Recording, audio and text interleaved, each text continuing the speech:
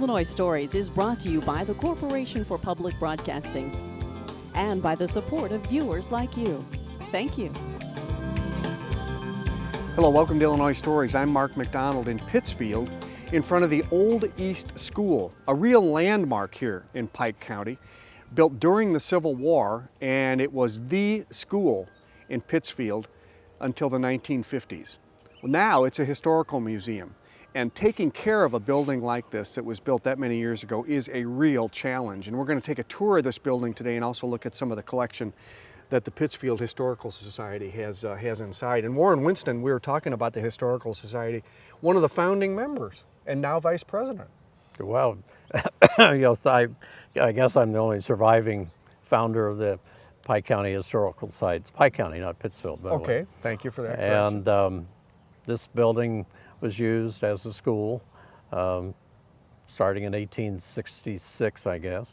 And then it outlived its usefulness for the school district, and then it became a battle to preserve the building. Yeah. And that started 50 years ago, I guess. Let's talk about the design of this building a little bit. You mentioned to me earlier that a very famous architect who also designed the governor's mansion in Springfield Correct. was responsible for this. And who was he? His name is John M. Van Osdel. He was the first architect in Illinois. Mm-hmm. He designed the governor's mansion in Springfield. He also designed the first Palmer House in Chicago, and I believe a number of homes in Chicago that were destroyed in the Chicago fire.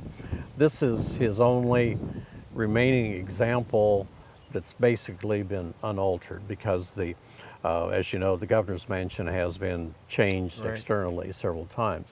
So when we discovered in the diary of the chairman, that was kept by the chairman of the building committee, William Grimshaw, when we discovered in his diary that he'd gone to Chicago to hire Van Osdel, that clinched putting this building on the National Register of Historic Places. And it was the 51st building in Illinois to be included. Really? That makes it really one of the first. That means there were very few ahead of it. That's correct. 50 buildings. I'll be darned. Now, this is a wonderful example of sort of local products being used too, because I'm looking at those bricks and there are thousands and thousands, maybe millions of bricks in this thing, and they were all made locally. They were fired at, it was called the Kespole. That was the name of the family. We had a brickyard, I think it was on the northeast part of town. And according to the history of the building and construction, the stone came down the river from Joliet. Now, where they got the timber, we don't know. Yeah. Locally, I guess. I'll bet it was local. Yeah. Right. Yeah. And the bricks were made locally here. Yes. Yeah. Okay. Now, I'm looking at this construction of this thing, and you said an interesting thing to me earlier, that there was no way that kids, if there were a fire in this building, the kids trying to flee would crisscross. That's correct. How does that work? Well, it was designed for 1,200 students. And there are external stairways, as you can see on the ends of the building. So each classroom had its own exit. And if you're on the second floor, you'd come down the stairway and come straight out the front door. Or if you're on the other side of the building, on the second floor, you'd go out the north side. If you're in the rooms downstairs, you would take the exits that you can see. So every room could empty very quickly without crossing the paths of another room, another classroom.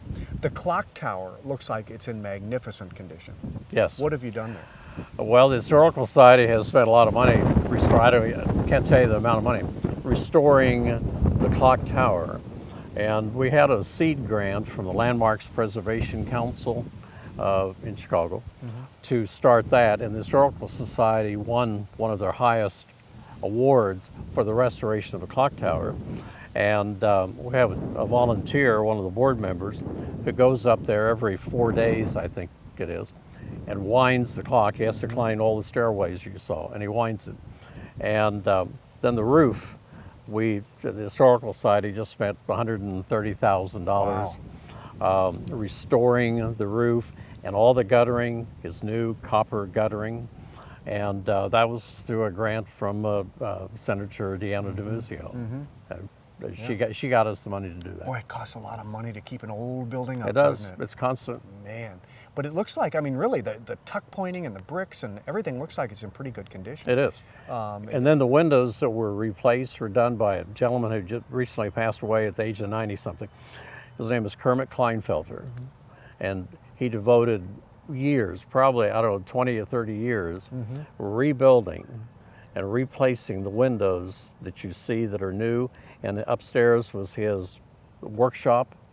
And Kermit would come over here, and there's a great story about one time he wanted to replace one of the windows on the second floor. He didn't have a scaffold, so he built a plank out. And he was 80-something. And he built a plank out, and he walked out on this plank on the second floor and took the window out, according to the story. Yeah. Fortunately, the insurance agent didn't see him do it. Well, listen, I'm going to ask your colleague Michael Bourne to walk us through the footprint of this place, Okay. and then catch up with you later on some of the collection. Okay. Got it. All right, let's go. Let's go. Thank that you. way. Well, Michael Bourne, you're the president of the Pike County Historical Society. Missed a step there. And the Old East School, as we've discussed, built in 1860. Well, built during the Ish. Civil War, started about 1862, completed about 1865. Is a massive building, and I don't think I've seen in my travels a school building built that long ago that is this big. They had real aspirations, didn't they? They did. They did. This was the county seat, and they wanted to have a very good school, and they got an architect from Chicago, John M. Van Osdol, and built a wonderful structure. And they would have educated all the kids, all age groups in this building. Yeah, they were from about 1866 until probably about close to 1900. This was the only school in Pittsfield. And now they've moved out. What, since the 1970s they moved out? Well, this building stopped being used for school in 1955, whenever the current high school was built and South Grade School was built. And now it belongs to the Historical Society. And you can see you have your meetings in here, and you use these immense classrooms for exhibit space. Yes. Well, let's walk through a little bit, and what we'll do is we'll get a feel for the floor plan, and as we go through, then we'll come back through and look at some of the items. That's a big classroom right there. Yes. Would this have been one classroom? Well, one classroom, as far as I know, it'd be like for 5th and 6th grade, or 2 grades in each room would have to be. Yeah.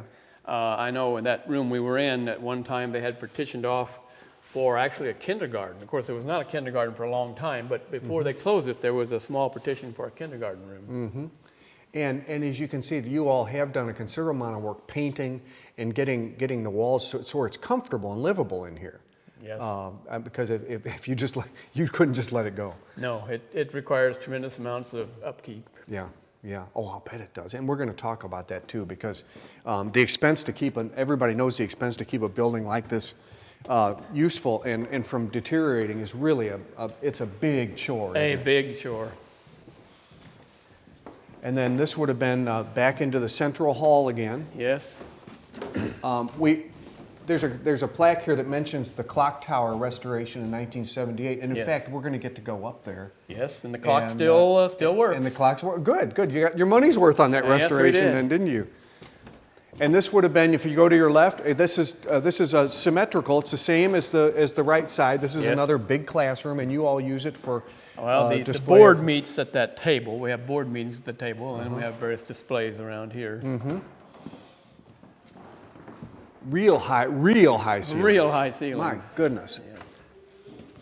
Yes. And this is interesting because you'll notice that we've stepped off a finished floor onto planks. Yes. Rough planks. What kind of planks?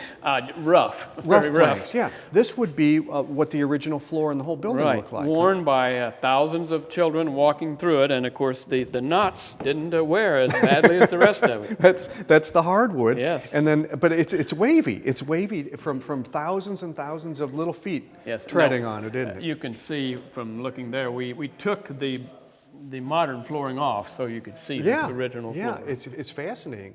Now, and we're gonna, like I say, we're going to come back here too. In fact, over my shoulder over here, there are some experts here from the Illinois State Museum who are looking at some of your historical items, and we're going to talk about that as Good. well. But to get our further lay of the land, let's go downstairs first, because All right. a lot of times you can tell about the construction of a building when you get down below, right? Yes. Okay, let's go down there. All right.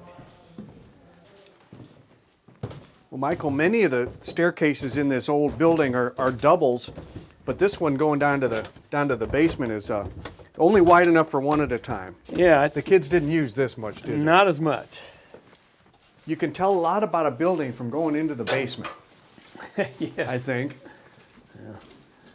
This in this corner room, there's an interesting. It's not actually a collection; it's storage. But I'm looking over here, and when we came down here a little earlier, I said, "What in the world do we have here?"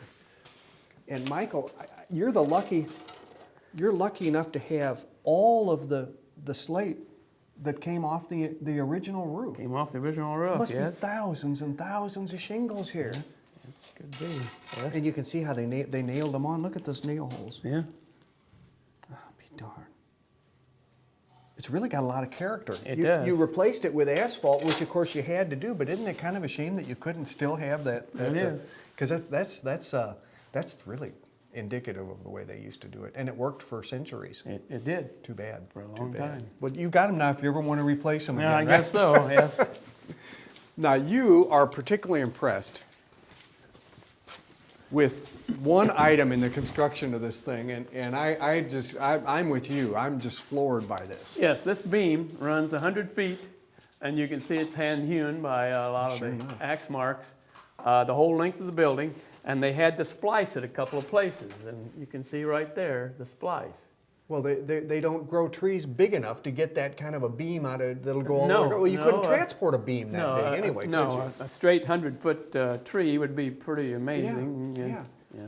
And if we look down, we can actually, this is kind of risky because it steps down here, but if we look in to that far wall, all the way in the distance, that's the wall, and this beam, that's the 100 feet that beam goes all the way to that wall. Yeah, it's bearing the weight, and of course it's heavy wood throughout, and I don't think any steel or iron was used for beams. Now there's a little bit here, but this was a later addition, as you can see. Yeah, above the doorway. Yeah, possibly whenever they installed a furnace right here. I think this is where a coal-burning furnace used to be.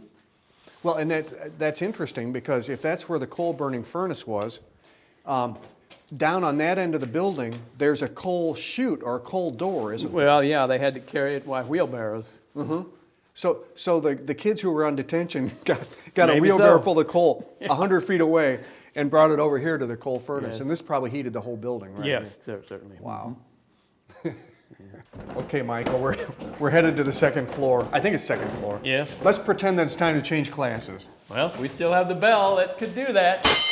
Right there. Man, that'll get your attention. It won't should. It should. And let's say you've been a bad boy and you got to go see the principal. That's the principal's office right there. Okay, would have been for years, or decades and decades and decades. Decades The and principal would have sat decades. there right at the top of the steps. Yeah. You did not want to have to go in there. Not at all. Not at all. And the theater guild, when the theater guild was in here, you had, boy, this is a nice big space. Yes, and it was a great place for putting on many plays, sometimes traditional seating, sometimes theater in the round. This was a double room, and as far as I know, it still has the doors back in the wall. Oh, really? So I you think could was- close it off again. You I think that would so. slide, huh? And I think it was designed originally to serve this purpose, be two separate rooms, but it could be open for an all-school assembly if you could get everybody in here. Yeah. And you could see that there's two classrooms. Again, massive classrooms, huge Yes, classrooms, they are each with huge. a blackboard. Or maybe, is that a blackboard or is that just painted black? Well, now, these are blackboards. Originally, it did not have blackboards. It just had paint on the wall. But through the years, they modernized it. They have a bulletin board there and a blackboard. Yeah. So, Yeah. high tech. High tech, yeah.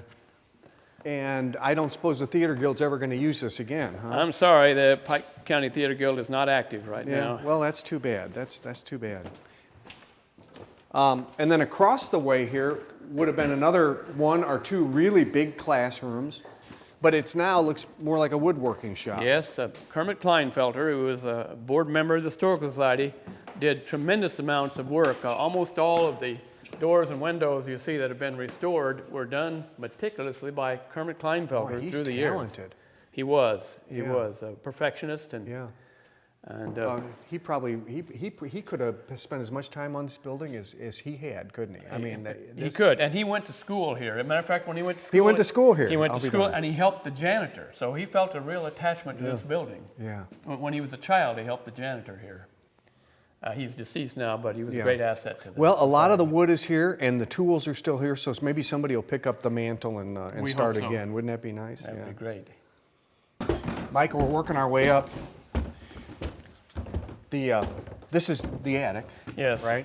And it's like above the ground level. It's like the third floor, Third right? level above the Okay. ground. Yes, it is. And boy, this is they really built them, didn't they? They did. Lots of great My old goodness. wood in here. Look at these beams. Look at the size of these beams. Almost looks like a cathedral ceiling too, you know? It's Yeah. very intricate. It is. And if we look over there, that's a really good example. That's the way the windows looked when the building was built. Yes.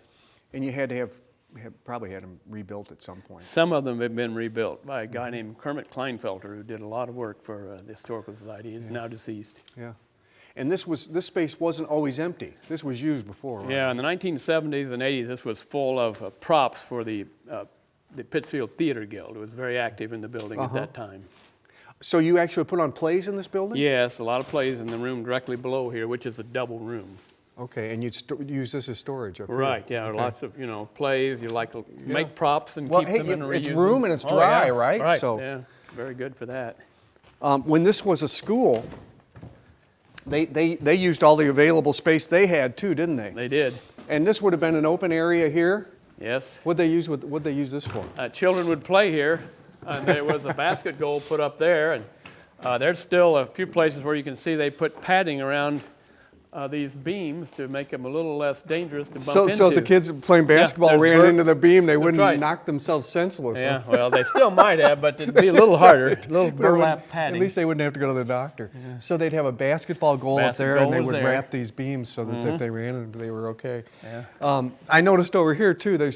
There's a whole bunch of school desks, and it seems like they get from newer to older as you go toward the back of the building. The building's used for storage for over 150 years by the school district, so you know how that can be. Things pile up. Man, this thing's built to last, though. It is. It is. Wow. Joey, before you wind that clock, let me ask you a few questions. This is an old clock, isn't it? Yes. Have you ever seen anything like this? No. Except here. Mm-hmm. How high are we over, say, the ground level, you think? Oh, wow. Like I say, it's very high. Yeah, how many steps? Around 85. 85 steps. That's why we're out of breath. Yes. Right? Okay, good. I'm glad. I'm glad you're out of breath too. I don't feel so old. Okay, Joey. Now, why are you winding the clock? Just to keep the time up to date. Yeah. You help your dad out.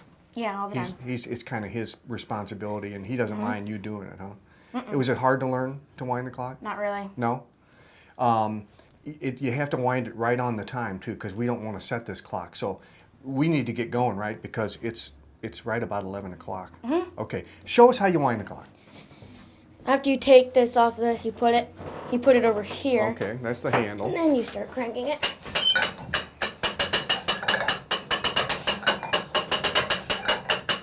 Is it heavy?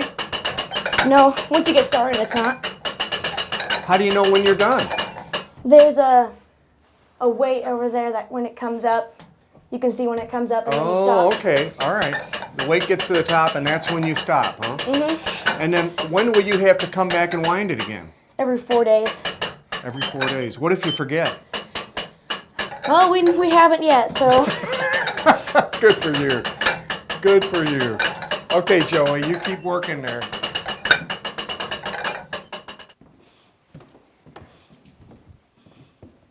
Warren, obviously, I guess they had music lessons in the school because this piano was in the school when you all took it over. Yes, indeed it And was. it stays. They had a music teacher. It was probably, may have been Miss Evelyn Ransom, who taught music here for years and years. Yeah. Here's a piece that I absolutely love the story behind. Now, you don't see many printing presses like this anyway, but this one has an additional bit of history to it, doesn't it? It has quite a bit of history. It's a Washington hand press, and it would print one sheet at a time. And it belonged to Paul Findlay, our former U.S. Congressman. Yeah, who from lives, Jacksonville. Lives in Jacksonville. Uh-huh. And Paul gave it was in pieces. And he gave it to the Historical Society years ago. And a young man put it, by the name of Jim Hood, put it together as an Eagle Scout project. And it needs to be greased to work properly, but this piece here fits in here. It still works, huh? It still works. I'll Huh? be darned. And you pull this down, and this cast iron plate presses down on the type that's underneath this. And this piece here rolls back and forth. So you roll it back, you press it down, you lift it up, you roll this back out, and you have one sheet that looks just like this. And this sheet is really important. Yeah, this looks as old as the printing press. Well, it says it's the Pike County Journal. Right. And it's 1860. And it's an editorial suggesting Lincoln for president. And the real find is that we have learned very recently that John Nicolay, Lincoln's secretary, was writing articles for this paper in 1860. We can't prove it yet, but Nicolay may have actually written this article. Maybe his editorial. Yes, because the other article that he wrote, I showed to Doris Kearns Goodwin and Michael Burlingame, and they said this is an enormous find. So if we can prove that this too is written by Nicolay, it's a new Lincoln find. Wow, Warren. But this is a rare press. It certainly is.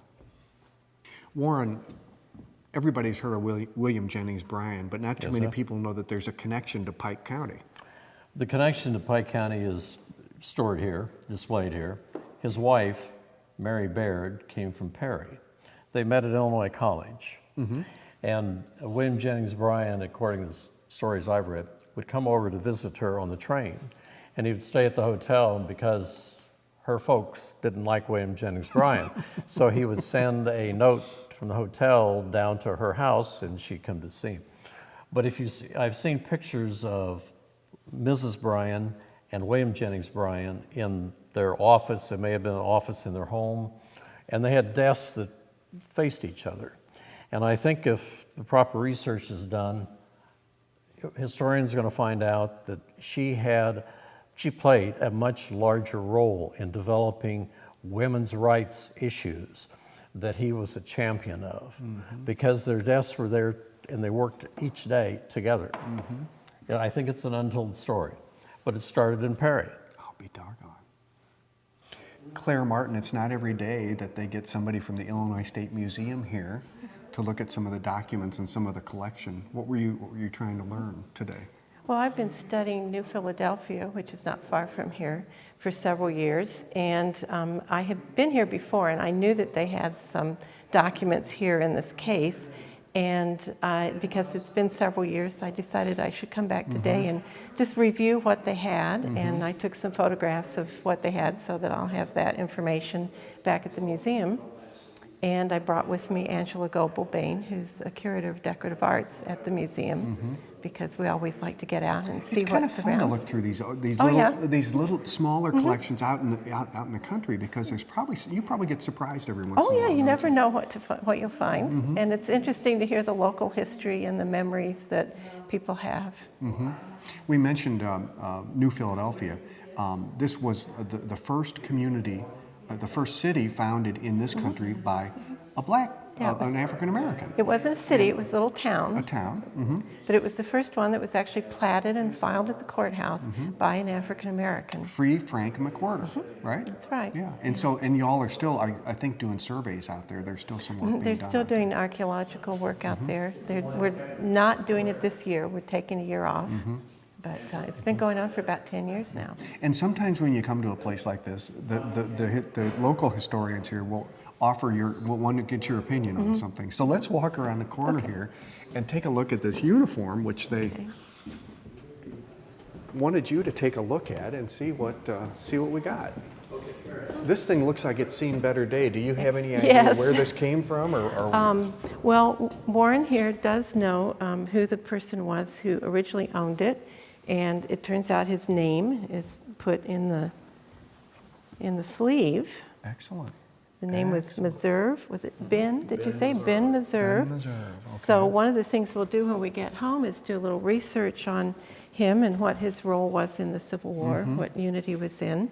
Of course, there were quite a few men from this area who were in the Union forces. Yeah, and we are sure that it's a coat from the Civil War. We're pretty sure it is, yes. And we'll research the styles also and the emblem on the buttons, which we don't recognize off the top of our heads.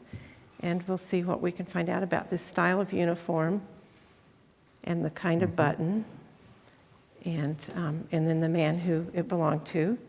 And apparently people remember him in the old days walking in the parades with the Civil War veterans and wearing this coat. Yeah. So that's Okay. probably, Good. Best of luck in your research. Thanks for visiting with us. Appreciate it. thank you. The Old East School is as much a tourist attraction for the building itself as it is for the collection inside. And during the summer months, they'll be open Wednesday through Saturday from 10 to 2. With another Illinois story in Pittsfield, I'm Mark McDonald. Thanks for watching.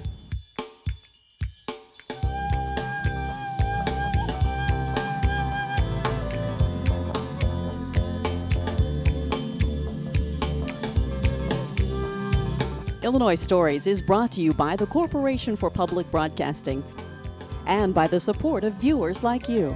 Thank you. For a DVD copy of the program you've just seen, send $19.95 to Network Knowledge, P.O. Box 6248, Springfield, Illinois 62708. Be sure to include the program name, subject, and when the program aired. You can also order with your credit card by calling 800-232-3605.